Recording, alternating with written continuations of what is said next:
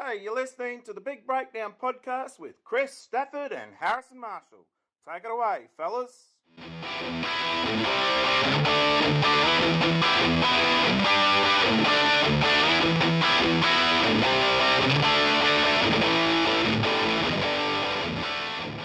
Hello and welcome along to season 3 of the Big Breakdown podcast, where in this season we are looking at coaching skills, and today we are looking at planning and periodization. Harrison, I think this is going to be a fantastic topic that a lot of coaches will benefit from. 100%. 100%. I think we've kind of continued. It's rolled on the caliber of guests that we managed to pull in season 2, and we've managed to catch a biggie as well today. And I think he's just our brief, just trying to get him on and speaking to him. You can tell that he's interested and he knows what he's on about in terms of planning, and then hopefully he can really kind of benefit not just you and me on a selfish note, but coaches up and down and around the world in terms of what is periodization and what does effective planning actually look like. You and I both got a little bit of an idea of it, but not to the level of this guy. Yeah, and it's an important area as well, because that sort of sets the foundation for everything else that we do. Today we are joined by Tony Philp, who is General Manager at the Hurricanes Rugby Union team in New Zealand. Tony was a professional rugby union player at the Chiefs before becoming a rugby development manager. In 2006, Tony joined Japan Rugby as a high-performance manager and joined New Zealand Rugby in Sevens program in a similar role in 2007. In this role, Tony supported the team in achieving successive victories at multiple Olympic and Commonwealth medals, as well as winning the Rugby World Cup Sevens. In September 2001, Tony joined the Hurricanes as general manager and has just finished a pre-season in preparation for the new Super Rugby season. Tony joins us today to chat about planning and periodization. Tony, how are you?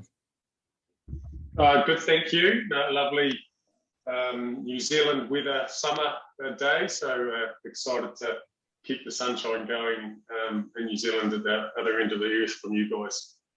Yeah, it's certainly not sunshine here. Got pretty cold out coaching last night. So thanks for giving up your time today, just to sort of kick off season 3 for us. So we're looking at coaching skills, and we're specifically going to be looking around sort of planning and periodization today. But first of all, so you recently just started a new job with the Hurricanes, sort of in pre-season. Sort of how's that going? How have you started? Yeah, it's great.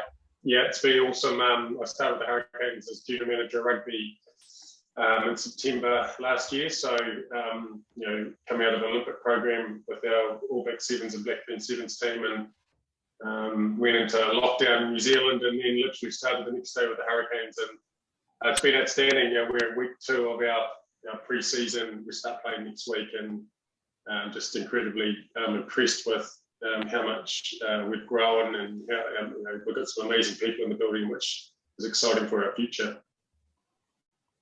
Yeah, well, yeah, there's a lot of heritage as well, and that you can sort of walk into and be a part of, and as I say, coming from the Olympic cycle with the Sevens as well, I can imagine that's quite an exciting opportunity. So obviously we want to chat about sort of planning and periodization today, and Harris and I wanted to sort of bring it up as a bit of a topic. Is it something that we all talk about that we need to do, but it's probably something that we probably need we don't know enough about, especially in the community game. That's the whole point of what we want to try and get out of it, is what can we learn from what people do and what we can take into it. So from sort of your experiences, this might be a bit of an easy question to sort of kick it off with, but why is planning important? Why is planning periodization important in terms of from a coaching perspective?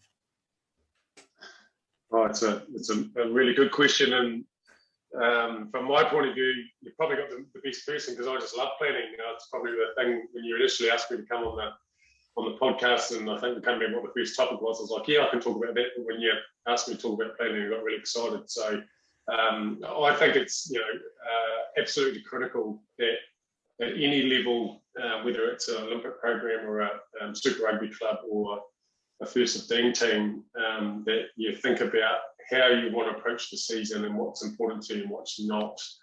The challenge really is the process to do that, to make it really simple so you can remember and actually make sure you put your energy in the right space at the right time. And I think that's the challenge. But if you haven't got that sorted up front, you can kind of amber your way through the year and not really know where you get to, and at the end of it kind of go, well, do we get there or not? So, you know, I'm a massive planner, probably a bit OCD at times on it, but believe it, you've got to get that right in order to get the outcome you're after at the other end. So when we talk about, I'm pretty similar myself. I do love an Excel spreadsheet that's color coded and you know exactly where you're doing and where you're going. That does get me excited from time to time. But we talk about sort of planning and periodization sort of quite a lot within college education in generally. But what does it actually mean in reality when we use these words? Yeah, it's a good question. So if I take my community hat, I coached our first 15 college team right outside college. Last year, my oldest son was in there, and I've coached most of the junior grades all the way through. And you know, we were, I kind of took some basic high performance principles to what we needed in the team, not from a rugby point of view, but from a planning and culture point of view. And the first thing we really needed to get our heads around was what was really the vision for the team and what do we really want our young men, in this case, to really experience. And the vision we come up with is, you know, people have a year to remember and are connected for life. You know, and that was our vision. You know, I think that first 15 rugby, it is memories that you always have for life. So we wanted to really drive that. Now, from that, we had 2 or 3 key things around the game, around what we wanted, how we want to grow our people and what the environment should look like. And then from there, we looked at how we would periodise that in the season and build our rugby around it. Often it's easy to get into the rugby, but I often think, well, what are you putting your time and energy into on a Tuesday or Thursday if you don't know what you're planning towards and what your vision looks like? So you've got to start with a big picture and work your way down to understand how you want to play and what you want that team to, you know, as I say, experience at the end of the season. When you talk about, you know, creating that vision as your foundations, did you invite the players to be part of that process of creating that vision before you started layering on how you actually wanted to play the game? It's a really good question. And yes, and a little bit of no. Like, I think, you know, some players just want to play and whatever you put up, they'll just buy into and get on with. You know, you've been through a lot of these things where they're like, yeah, just tell me and I'll do it.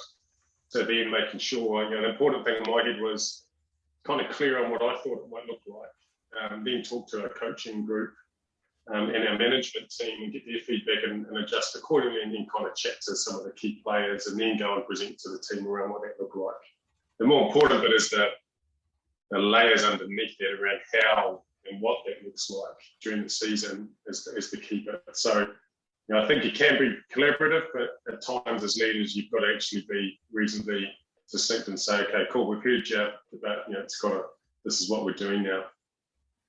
Yeah, I think I agree. It's never kind of clear one way or the other. It's always got to be a bit of grey to the black and white.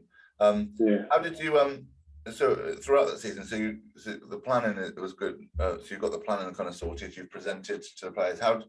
Is there any kind of ways in which or techniques that you use to kind of get them on board with the vision and the way that you guys as a coaching side wanted to go?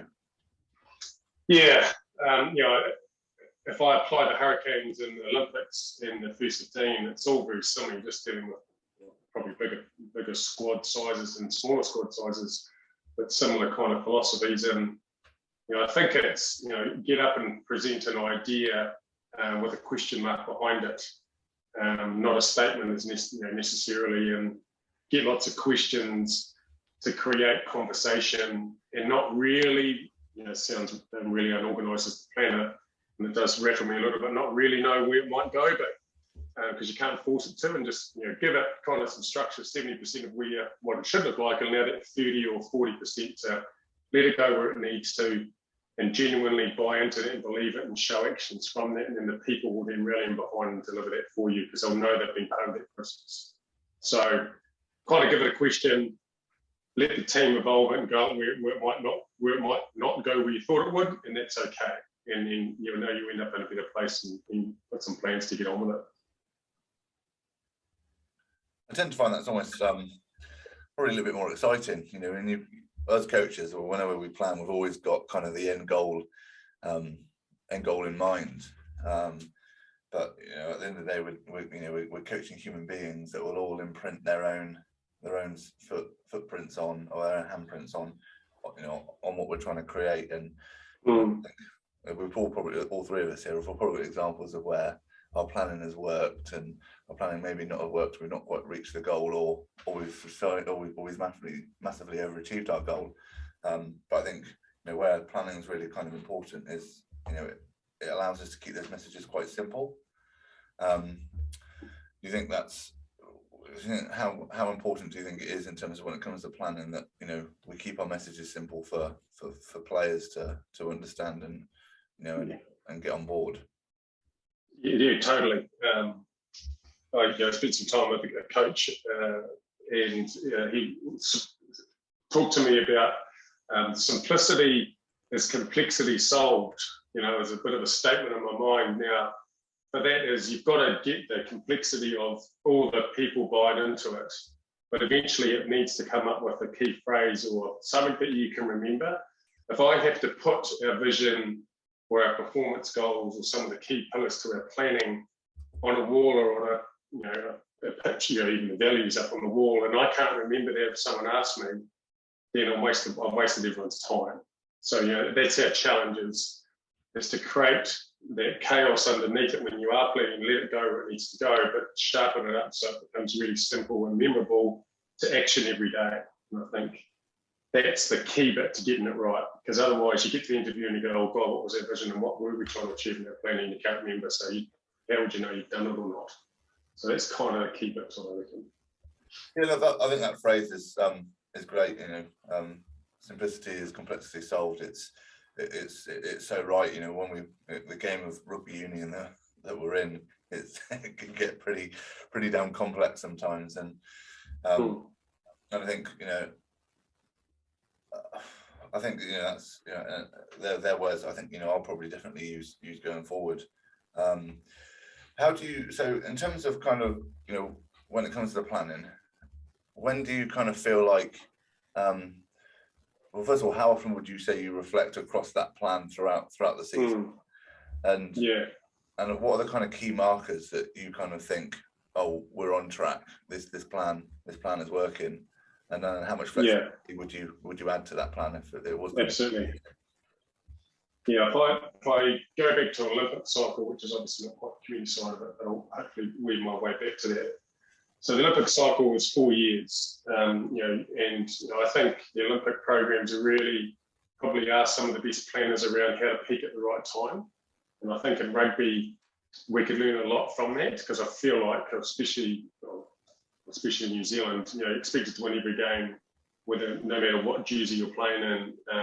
And I think there's a real balance point in how you do that when ultimately you need to peak for a pinnacle event. So like a World Cup or like an Olympics. So, when we went to our planning for Tokyo out of Rio, the first port of call really is make sure you get your review done really, really well. And then from there, your planning gives you, you get a lot of your detail from your review around where you're actually at. So out of your review, a lot of times we separate review and planning, and where you've got to link them and join them together. So whatever you learn from your review, you build into your plan. So if you think, we don't have the right talent in our review, then in our plan is, you build in, we've got to make sure we have the right talent ready and available for selection at the right time. That becomes a critical success milestone of your planning. So that's the first bit. Second bit is get your vision right. Have 3 or 4 key statements that you work towards. Build your, your operational, how you're going to do that into that. Get your worries right. What are you worried about that's really going to mess that up? And then your performance goals happen every year to keep yourself checkpoint along the way. So every year you kind of know where you need to be, and you do a really good thorough review with everybody to make sure you're on track, and you fine tune and adjust along that process. So I put that into an annual cycle like a Super Rugby competition, same thing. We've got a clear vision, we've got 2 or 3 key priorities we put our energy into. We'll checkpoint at round 3 in the bye week and round 13. So when we get to the review, and we'll fine tune along the way. When we get to the review, there's no surprises in there for us. We get to a review and we're surprised by something, it's actually back on us, it's not actually on anyone else. So, and you can drop that down into first 15 as well. You can checkpoint along the way in a smaller version of that just by chatting to the team for 10 minutes before training. How are we? How's our rugby? How's our culture? Are we having moments that we're going to remember for life? How do we build those experiences in there? How are we going with that? So 4 years, 1 year, first 15, it's all the same stuff, just on a smaller version. Is there maybe an example where you've been going through this process and you've got to one of them checkpoint markers where you're just looking back at the plan where you've just gone, well, actually, we're miles away from there, and where you may have had to make any massive shifts or changes? Because I think sometimes when we get the planning and we write it down, we're afraid to divert from it. We go, that's the direction we're going, when sometimes if you're doing these checkpoints, you might need to just go, actually, hang on, we need to change completely what we're doing here. And if so, is there a way that how do you react to that and cope with it? Yeah. I've got a great example. We planned for a 4-year cycle for Tokyo and we got 5 years. So certainly when we checkpointed, when we had COVID on our hands and we were like, holy heck, we now need to then reset and get ourselves ready to peak for a 5th year. That certainly thrown a whole lot of curveballs at us that we didn't expect. I often reflect on when I do some chats to the corporate world. So I think the difference between corporate and business, sport and business is, at the time when your pinnacle event's going to be, we know Tokyo is going to happen at the time. Well, now I can't say that anymore because it does change. So, we had to adapt and work out. We've got an extra year here with players who might not make it players. They've got an extra year. So how do we get them ready and adjust on accordingly to that? So I think the world is teaching us that plans are great, but you have to be adaptable and flexible, and get onto that quickly before it's too late. With that sort of example, then, did you have to sort of go back to the very start of the process in terms of the direction that you wanted to go, or did you go back to a certain checkpoint and review, start changing from there, or what was the process you go through? Because some people might just scribble the paper up, throw it away, and just completely start from scratch. But that's also not. Sometimes it might help, but sometimes you might already have foundations laid that you can build on. Yeah, absolutely. Yeah, well, it goes back to, if you go back to high performance planning, in my head, I want to go, let's get our strategy and structure right, which is our planning, make sure our people get the right people to deliver that, have a culture that people thrive in and perform when we need to. So we just went back and said, well, the people might not aren't changing. Our culture is still really important to us, so we're still going to go deeper on what we think is important there.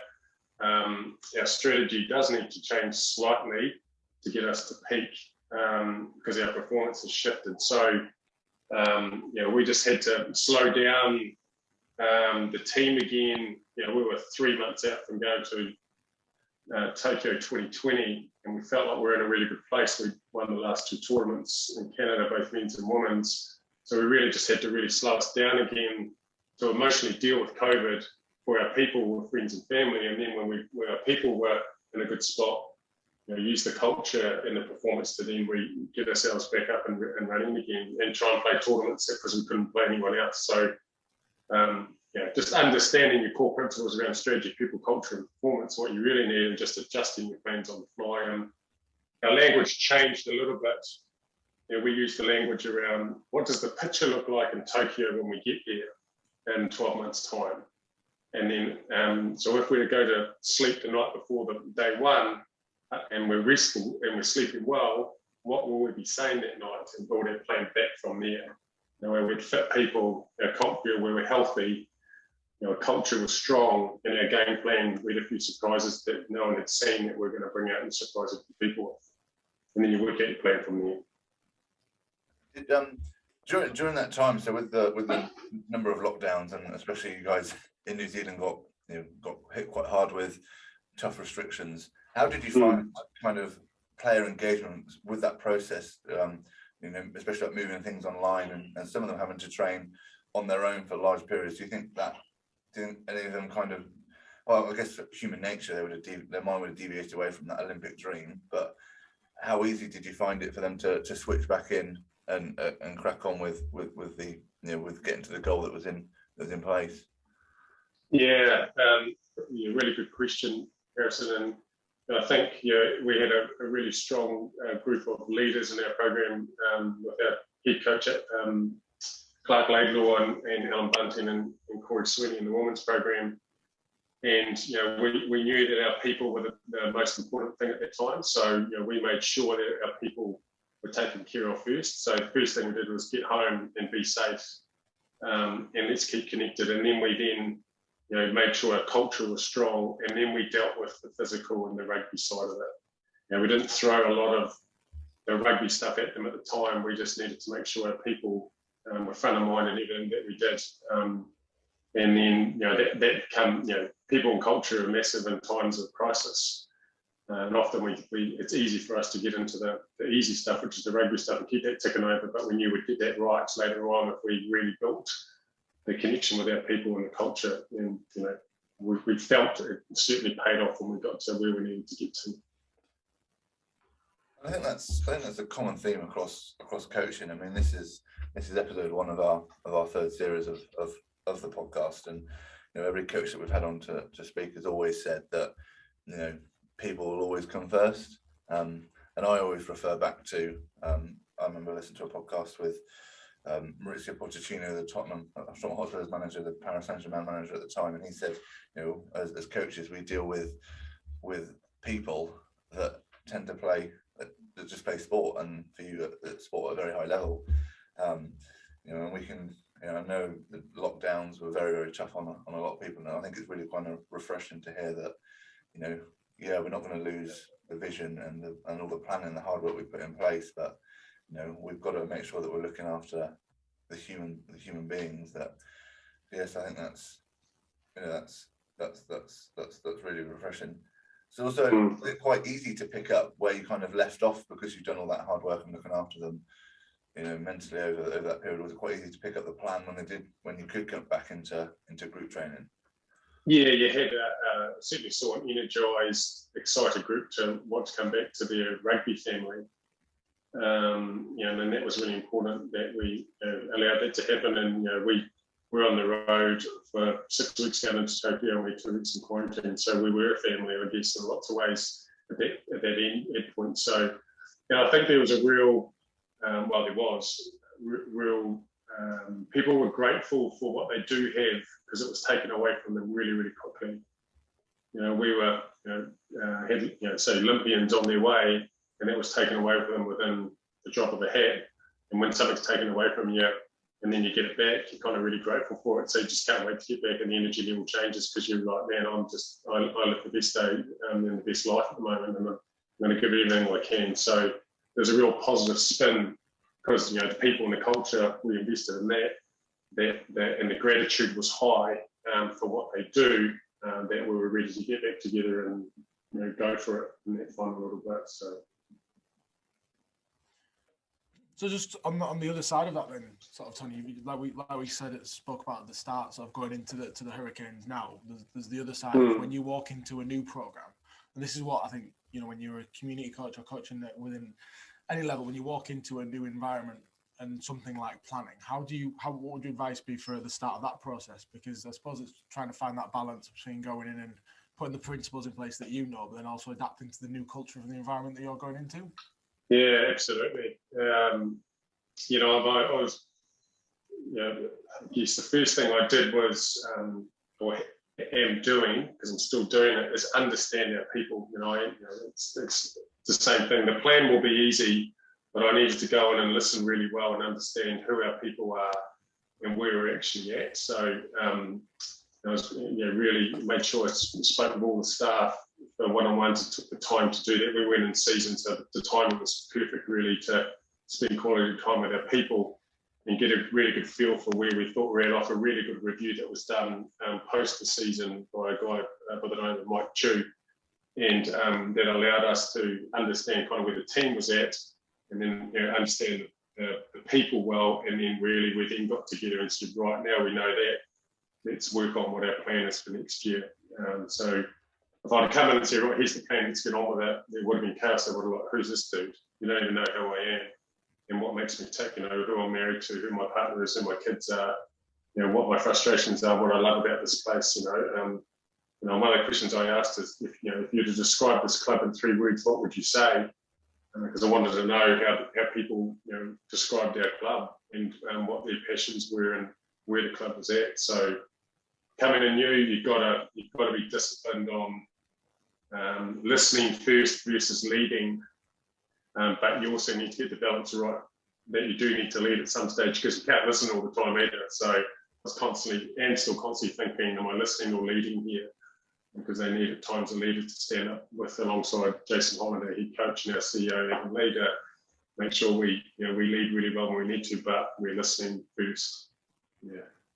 That's kind of, we had John Atkinson on, who the high performance manager at Canada Swimming, and he sort of said the same thing when he came there from British Swimming, was he needed to just get an idea of the culture, the environment, before he started then making changes to what he felt would then excel that program. So when you go in and ask them sort of questions, what is it about the club and things like that, how did that then change the vision for the season sort of moving forward, or did you then all with the coaching staff then shape from that how that would align to it? Was that different to what they'd done before? Was it different to what I've done before? I think so. Yeah, I don't really know. I know a little bit what was done before, but it certainly was. And I think there's a couple of questions before that in my head. First question was, who are you, and how are you?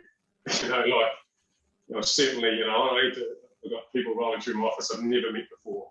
So I'm like, who are you? And I'll tell you who I am, and what makes me tick, and what my family is, and where I'm at. And then how are you in terms of your job and your world, and then we'll get to what do we think this club needs to do by describe it.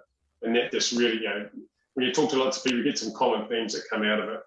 And one of them was, we need to get clear on our vision, get clear on what the culture looks like around here for us, and develop some leadership and get a plan to put our energy into. So we often think we should have all the answers as leaders, but people are smart if we give them the opportunity to share their voice. They know 90% of the time what's going on. We're just going to make sure we understand and get clear on what that looks like. Going back to sort of aligning that to planning, is what would then the basic structure of if we look at a rugby program, a season-long program, what would the structure of that look like throughout, from sort of the start of pre-season starting, if not before, through to when you start your review? So get clear on your vision. So this, if I take all three levels of Olympics, Super Rugby, and through 15, get clear on your vision.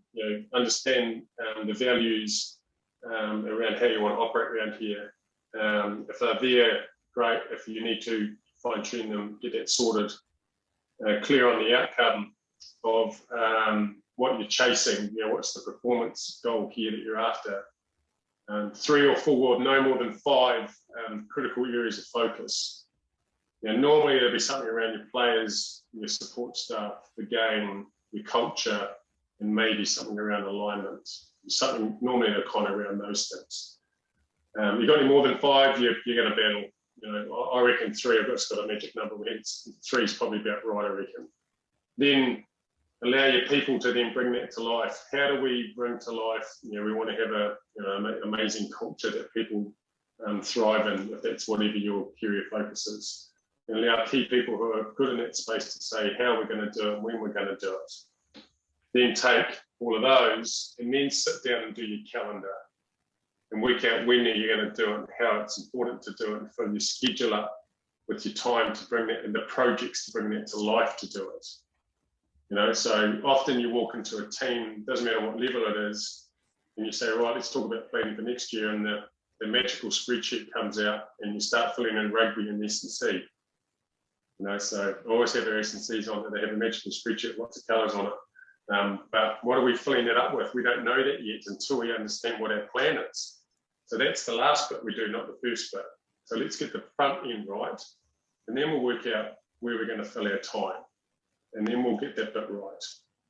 But until then, we are not going to fill out a spreadsheet or a calendar or a schedule yet, because we actually don't know what that looks like yet, where we're going to put our energy and our time. And then you checkpoint and you do your review. And more importantly, you hold each other accountable to that, because you'll get magical little, hey, we've got this new machine and we should do this and we should do that. And that's cool, we'll deal with that, but let's make sure we understand it's important to us. We'll think about that for next year. We'll deal with that we'll put that aside, because we believe these 3 or 4 things are going to nail it, unless you need the paradigm shift of a really disastrous start or an extra year like an Olympic cycle.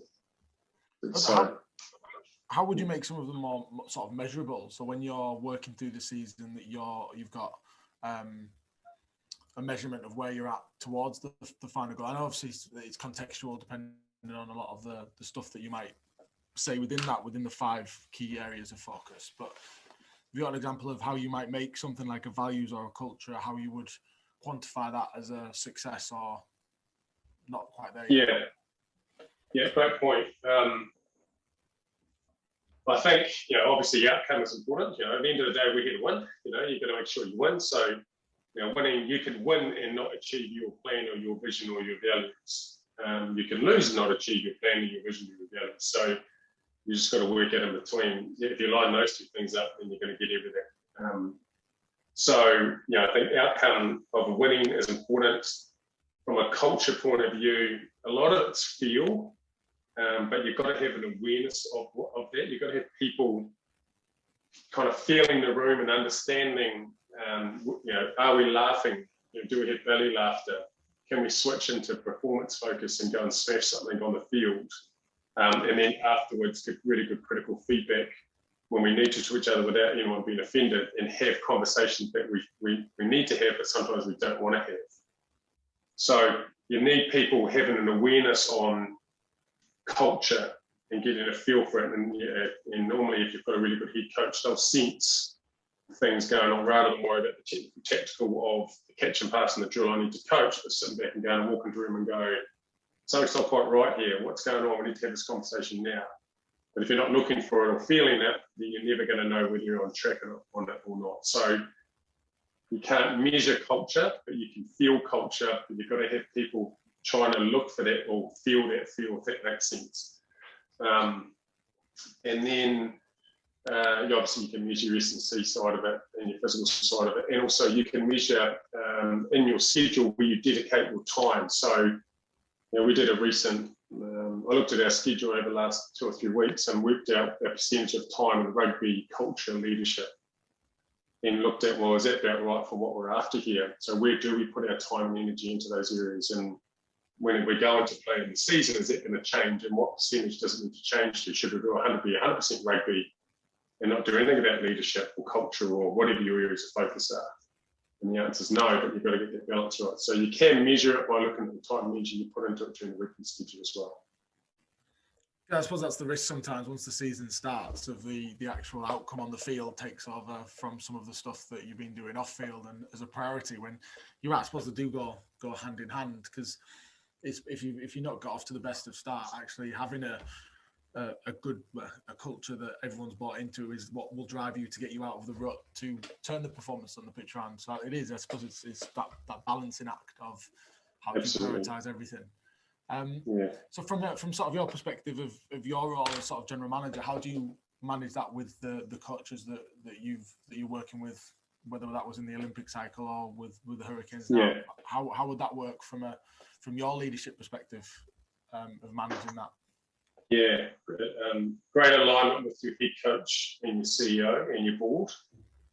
And it's absolutely critical. We need to make sure we're constantly chatting and on the same page, and ultimately having time so that people can do their jobs. So, at the end of the day, in our structures, the head coach, we want them coaching. So my role is to help support them to take things away that are taking them away from coaching off their hands.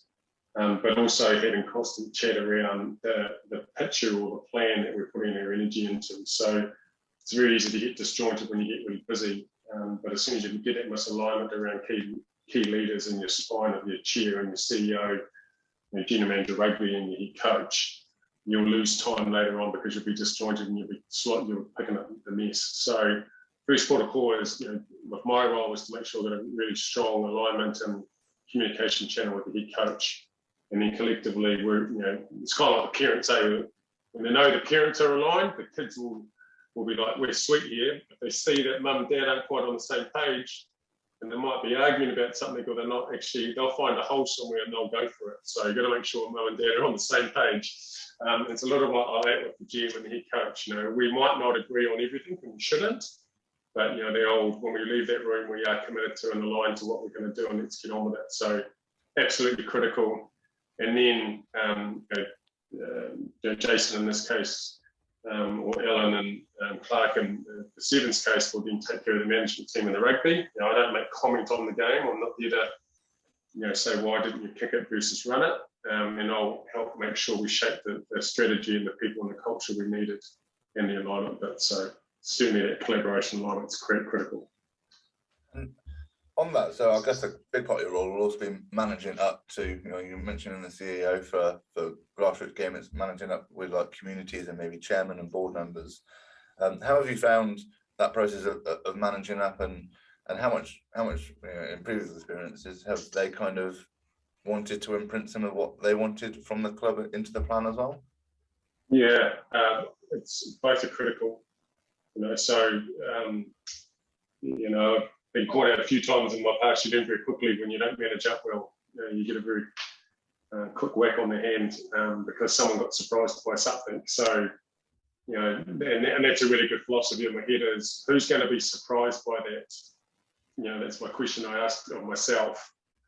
And then if someone's going to get surprised by that, then I need to go and have that conversation with the board. Not so much the board in this case, but more the CE. I was at New Zealand Rugby. There was 2 or 3 layers between me and the CE. So it was like, we need to make sure that we're totally aligned. So if anyone's surprised, go and have that conversation. And vice versa, they understand what we're trying to achieve here, because I need your support. So having them in your planning right from the start is absolutely critical. And their Hurricane CEO has certainly been involved in that process right from the start. So they understand what we're trying to achieve and are part of that process too. So alignment and no surprises, and we're here to help each other. We've just got different roles is absolutely key. So just for the sort of the community coach that might be sort of listening to this and really wanting to get that focus on how I might be better with my planning, how I might look at moving my team forward, what advice would you give them from the starting point if this was something that they've listened to and gone, right, I'm going to start implementing some of this stuff now. I'm coaching at a community club, so I want to try and, what me and Harrison have sort of described, bring in a professional feel with a small p sort of word. What advice would you give them as a starting point to get themselves into this new rhythm, I suppose, of taking planning seriously? Yeah, good question. I'm going to go and coach my youngest son's team, and I think he'll either be under 65 kgs or under 15 team. So, my first thing I think about with that is what do I want them to be saying at the end of the season? So start with that end point, which is kind of your vision, right? What do I want the players and our parents in this case to be saying about the season? It's always something, especially at that level, is high enjoyment, great culture, and we played our hearts out and we learned something. Right? So start with that question. Talk to your coaches and your management around you and ask them the same question. Say, what do you think we should be saying at the end of the season? And when we are sitting around having an orange juice or a lemonade as a management team, saying what a great year with the under 65s or under 15s, it was because of. And that will help to kind of sharpen up what that picture looks like for you. And then sit down and grab a calendar and go, right, what are the things that are certain for us? Well, we know at day 1 of term 1, we're going to have to probably get some kids to register. And so then it's a little bit like just turn up and let them, and they create a great environment where they'll have lots of fun and work hard at the same time through fun, and they'll come out of the woodwork. And then when you've got your team, you then chat to them about, there's a couple of things we're going to do around here between now and the end of the year, and then you just evolve and grow that out the other end. So start with, I'm going to talk about this team at the end of the year at the after-match function, or the end of season prize giving, and I say what a great year, and parents are amazing, and we had lots of enjoyment and fun, and we won the competition because we were highly enthusiastic and highly skilled, or whatever it is. Then it allows you to then work on your plan to make that happen. Yeah, because I think one of the key things coaches listening to this will take away is, again, when we go back to sort of the conversation that started about what we think sort of planning is it's more than just what you say on the spreadsheet. It's how you bring that to life and like I say, around the vision, the outcomes, the values, and how that then the plan is how you then bring all that to life, I suppose. And it doesn't necessarily have to be just the structure of your Tuesday, Thursday training and then what you're going to do on the match day. It's bigger than that, really. And I suppose that's where planning it does get lost a little bit with the volunteer coach, the coach that's giving up the time to do it because they see it as I've got to plan out what I'm doing here, there, and everywhere, and I don't have time for that. But if you don't take the time to really understand where you want to go and how you want to get there, then it's really difficult to put your own stamp on something to bring your coaching to life. Because there's more. That's sort of how you're coaching. You can write stuff down, but you need to bring it to life on the field. And I think that's where sometimes it gets a bit lost, and where sometimes it's not as valued with the community coaches. Maybe it should be from that perspective. Yeah, I think it's a really good point. And just on that, I'm just trying to remember something else is if you get if you spend some time planning up front before the season starts, I've got a race from my job to a 3:30 training down with a hold of 15-year-old kids, in a windy Wellington, might be summery weather day. And if I haven't done that planning up front, then I can't think about in the car on the way down there, what am I going to do with these kids? Because I wouldn't have thought about it. I haven't got a lesson plan. I'll be driving down going, well, what are the important things to us? Let's make sure we connect first. Let's make sure we have a bit of fun to start off with. And let's make sure we work really hard on the drills and skills that we need to do. So automatically, if that's done my 3 years of focus for my plan, then it gives me something to think about. Rock up their connection. What's a game I can connect them with? How do I make sure we energize them and get them excited? And then we get on with our skills, and then we get the team when we go home. So it helps you plan in the moment when you to give you something to refer to when you're thinking, God, I hadn't thought about training today. What am I going to do? Because you've thought about it at the start of the season when you might just dedicate half a day or a couple of days max with you, your coaches and your management team, just to get on the same page. So when you're in the moment, you're not having to scuttle around and then you're all unorganised and kids get disillusioned and you're out. So invest your time early to then make sure your quality is right when you rock up there. It makes your planning so much easier in the moment.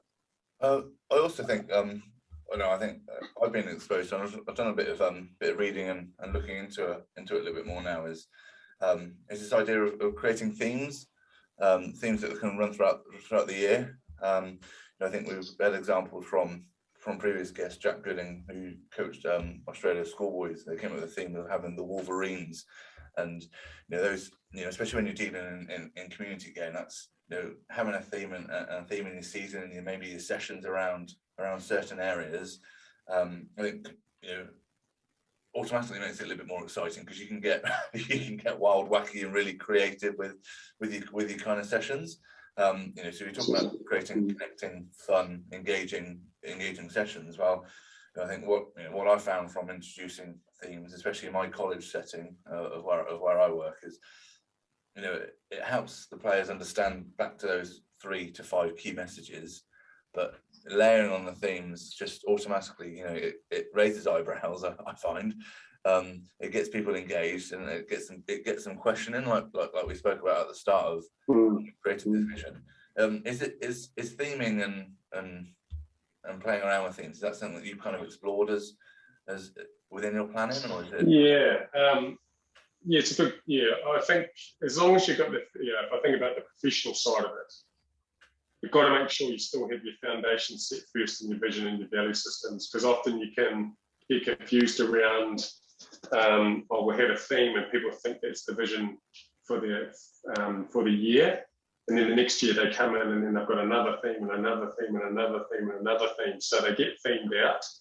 And whether a Wolverine or whether I'm wearing a red hat or I'm whatever the theme is, they can get themed out by it. So it's got to be built off the foundation of a strong vision and the values of your club at a professional level, and also obviously community level. So, but certainly, at a school level, the theming brings things to life. But the key thing is, again, is to kind of go, well, what do you want it to symbolise? What's the simplicity of the symbol rather than the theme, that you want it to really underpin the type of values or key areas of focus that's going to get them to remember, I need to be Wolverine, or I need to be whatever it is that symbolises me acting like he does, but also having the humility off the field that he might have, and having two different faces or masks or whatever it might be, So use your theme as something to bring to life your key areas that you want to put your energy into.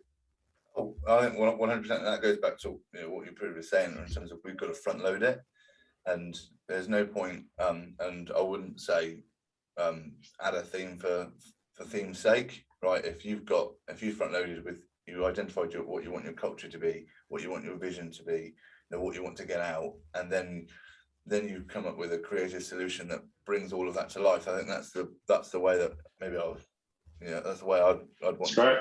And that's awesome. And it's a balancing act. It's what might work for one environment might be the complete opposite to an environment you go into. So it goes back to like, when we work in there, can we listen before we lead? Absolutely. Yeah, it's a great point. Tony, it's been brilliant having you on to sort of chat about planning, and I've written down lots of different notes here that I think I'm definitely going to use to shape how we sort of maybe look to sort awesome. of move forward with sort of what we do.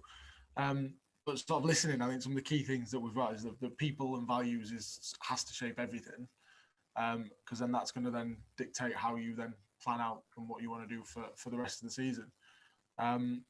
So thanks for giving up your evening, pleasure, and chatting to us about it. It's been a pleasure. Absolutely, and just a massive shout out to both you guys to get people listening and talking about sport and the important role that it has for our communities. The more we're living in the world that we're living in, sport has a massive part, and we can't do it without coaches, and we can't do it without them creating themes that have been planned to allow our young people to come and connect to something and maybe escape some of the realities that they live in and enjoy the sport for the benefits that we know. And so just well done to sharing the voice of sport and coaching and planning. So thanks very much. No worries. Thank you, and all the best with the Super Rugby season. Thank you. Blues and the Crusaders. Yeah, exactly. Yeah, it's straight into it off the bat. So excited to see the boys play. Really, I haven't seen them play, so I've seen them train, and so I'm excited to see them play. Everyone has a good pre-season, but we'll see where we're at in a couple of weeks. It's good. Harrison, what a great way to kick off season 3 with Tony there chatting about planning and periodisation. I think there was lots of stuff within that chat with Tony that I've taken away and want to put into my own practice now. Yes, yeah. Well, firstly, thank you. It was great to have Tony on. I guess it's a very busy period for him, considering that Super Rugby is less than 3 weeks away now. But it was once again a riveting conversation in which I've taken so much from.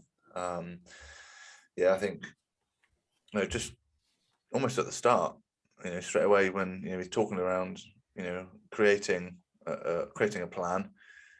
It's got to start with a simple vision. Yeah, and that vision came up. I mean, when you think about what we spoke about within season 2 around people, vision, environment, and philosophy, a lot of the stuff there from Toddy very much overlapped with a lot of that, because it was all about vision, values, and then the outcome then coming from that. And I think especially one of the things I've been guilty of with my planning and periodization is it is very much focused on the outcome rather than actually the DNA that makes up all of that. And I think that's one of the key things that I took from the immediate start of the conversation was that. Yeah, and I think that the phrase that kind of stuck with me is that his vision was he wanted the players to think of it a year together, but family for life. And those the bonds that we can create as coaches and as we can really facilitate players and how they form relationships and form positive friendships with groups. And I think, you know, that, and you can plan that out, and it's not going to be an easy thing to plan out. But if you're really kind of succinct in you've got your clear vision, clear values, clear identity of culture, then it's a hell of a lot easier to form. And it goes back to something else that he kept referring to, and that was, you know, can we preload everything? Can we get it all in the bank?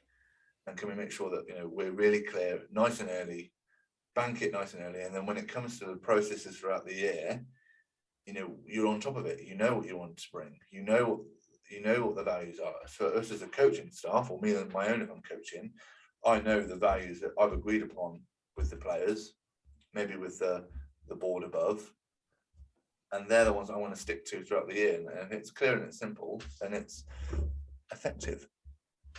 Well, yeah, and I think it's how we what I got from it as well was how we talked from when you review as you're going through, is that you need to actively put what you're reviewing into your planning. So don't just review for the sake of reviewing. It needs to be meaningful. It needs to be able to actually impact on what you're going to do different that next time around. Well, and I think that. Well, I wanted to just inject, and that goes back to something that Frank Dick mentioned with the Google's Newton's Cradle. You know, in terms of when we reflect, that first ball's got to be the disruption before we then begin to dream, design, deliver for it to come back and be the disruption again. And you know, and throughout that conversation with Tony, you know, it reminded me of that process of planning and then reflecting and then planning again, which, you know, we'll touch on different elements of it throughout this season. You know, we've got, it's a constant process, and I think it was great that, you know, he did allude to it, that, you know, it's not just right. This is the bit I've planned it right. I'm just going to go and deliver it. If we don't reflect and have stop gaps throughout the season, throughout the year, or throughout the 4-year cycle for him, going into the Olympics with the sevens side, you know, how do you know if it's successful? Well, that got onto the bit that he touched on at the start of it, was you need to start with a question rather than a statement. So at the start of that whole process, he went in with a question about what they could move on and what they wanted to achieve, without saying, this is what we're going to do. It was more focused on, well, actually, the question of what do we want, how do we do it? And then you can build your plan from that. And it links in, because he's only just started with the Hurricanes. He only went there post-Olympics, so September time. But even now, he was talking to us about how he still doesn't know everyone there. So when someone comes into the room, it's who are you and how are you? Learn about them, and then from that you can then work out what makes them tick and how that then might fit into what role they might play within X, Y, and Z. And I think that's sort of, as coaches, when it gets into a more of the higher up the chain you kind of go, is you become then more of the manager of things off field as well as on field. But we still need to account to how that impacts on what we plan and deliver and achieving that outcome. Yeah, and you know, he spoke when he came into this role, when he came into that role in the Hurricanes. You know, he said the first thing I've got to do is listen. I've got to listen before I lead, because he doesn't, like he said, like you just said there, he didn't know everyone. He still doesn't know everyone. So, you know, he's got to listen before he can then make, you know, accurate judgments, and plan accordingly for the environment that he's in. And that also, you know, it's very similar to you alluded to it during the episode, that John Atkinson, when he took over at Swim Canada, you know, he's gone in there, and maybe it's a different time scale. You know, John Atkinson gave himself 8 months to listen, to take on board what the regime is, you know, what is Canada swimming all about, you know, and listening to Tony and hearing Tony's stories of how it's going with the Hurricanes and what he did with the New Zealand Sevens. It's you know, it's huge, because if you don't listen, you don't understand, then how can you layer on any kind of foundation and build on what's already there? Well, because he also said within that is when you're coming up with these decisions within your plan, was like, who's going to be surprised by this? So is there something now within this that's going to surprise people? So that shows that when all the stuff that you've got together is aligned to the overall process and outcome that you're working towards, which I think is key. But I mean, I think that the key phrase that he sort of said was that probably resonated a lot was that simplicity is complexity solved. Yes. Yeah, and I think that's something that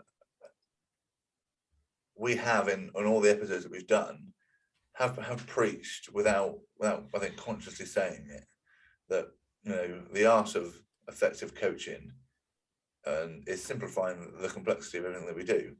And that's in all sports. Every sport has its own kind of complexities to it. Life, Kris, has its own complexities to it.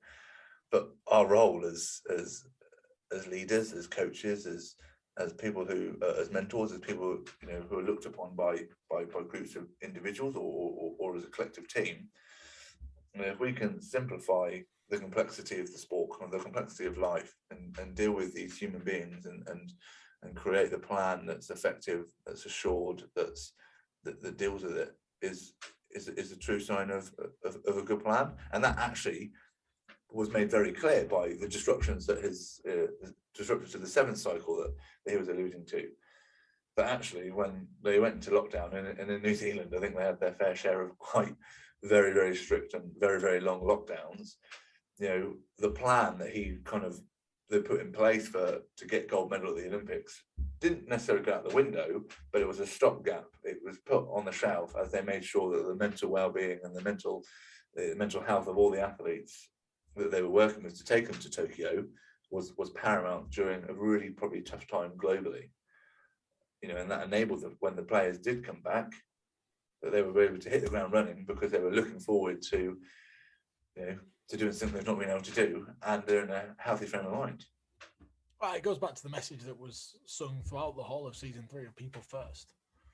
But even in your planning, you've got to have the people at the heart of what you do. So it's an absolutely, again, every time we do this, there's just something new and new snippet or a new way of thinking about stuff. And it was great that Tony came on and shared that with us. Yeah. Oh, what a way to kick off season 3, Kris. I cannot wait for the rest of the series now. Yeah, no, it's going to be exciting. So we'll be back in a couple of weeks with another guest. We hope you've got a lot out of this episode. Don't be afraid to drop us a message and let us know what you think. And Charlie's got all of our social media details at the end, and we will see you next time. Cheers for listening. Don't forget to join in the discussion at Big Breakdown HQ on Twitter, Facebook, and Instagram.